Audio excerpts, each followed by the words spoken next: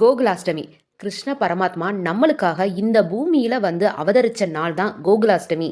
சிறையில அஷ்டமி திதி ரோகிணி நட்சத்திரத்துல வசுதேவர் தேவகிக்கு 8வது மகனாக வந்து அவதரித்தவர் தான் கிருஷ்ணர்.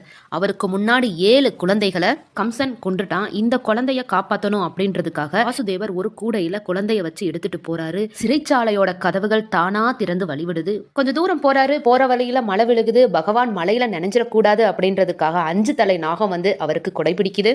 அண்ட சராசரங்களும் கட்டுப்பட அசரீரி ஒலித்தது போல் ஆயர்பாடியில கொண்டு வந்து சேர்க்கிறாரு அந்த குழந்தைய. சிறைச்சாலையில பிறந்து ஆயர்பாடியில வளர்ந்து தன்னோட கண் பார்வையிலே உலகத்தை காத்து ரட்சிக்கும் பரம்பொருள். அதனாலதான் அவரை கண்ணன் அப்படின்னு சொல்லிட்டு அழைக்கிறாங்க. இப்படிப்பட்ட அற்புதமான தெய்வம் அவதரித்த இந்த நாளை தான் நம்ம கிருஷ்ண ஜெயந்தி அப்படின்னு கொண்டாடுறோம். பாடி மாளிகையில் தாய் மடியில் கன்றினை போல் மாய கண்ணன் தூங்குகின்றான் தானே.